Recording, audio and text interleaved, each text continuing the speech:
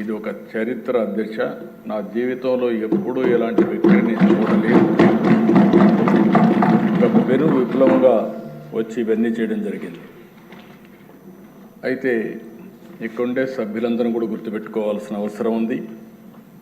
ప్రజల మన పైన పెట్టుకున్న నమ్మకానికి ఇది ఒక తార్కాణం.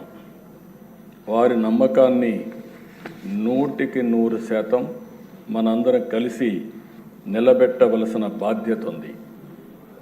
నేను ప్రమాణ స్వీకారం చేసిన రోజుటి నుంచి ప్రతిరోజు ప్రతి గంట దీన్ని గుర్తుపెట్టుకొని మళ్ళీ ఏమేమి చేసి గాడి తప్పిన వ్యవస్థల్ని ఘాట్లో పెట్టాలని ఆలోచిస్తున్నాం. అధ్యక్ష, ఇది నాకు మొదటిసారి కాదు, 4వసారి ముఖ్యమంత్రి అయ్యాను. 1995లో నేను ఫస్ట్ టైం ముఖ్యమంత్రి అయ్యాను. అంత మునుపు నేను ఆర్థిక శాఖ మంత్రిగా కూడా పనిచేశాను 1 సంవత్సరం.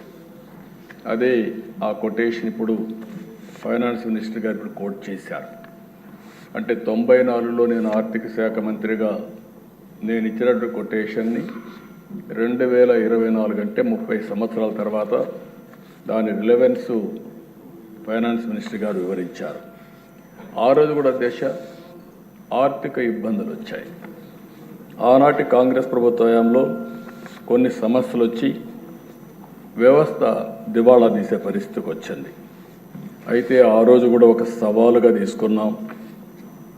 పాలనని కొత్త పుంతలు తొక్కించాం, సంస్కరణ తీసుకొచ్చాం, మొహమాటం లేకుండా కఠిన నిర్ణయాలు తీసుకున్నాం, పాలసీలతో కష్టంతో దారికి తెచ్చాం.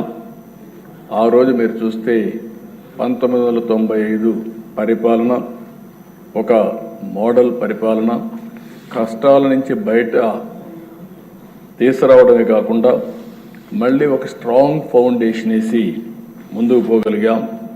అందుకే మీరు చూస్తే ఈరోజు దేశంలోనే తెలంగాణ రాష్ట్రం నెంబర్ 1 రాష్ట్రంగా ఉందంటే దానికి ఆ రోజు తెలుగుదేశం పార్టీ వేసిన ఫౌండేషనే కారణం అని చెప్పి కూడా నేను మీకు తెలియజేస్తున్నాను.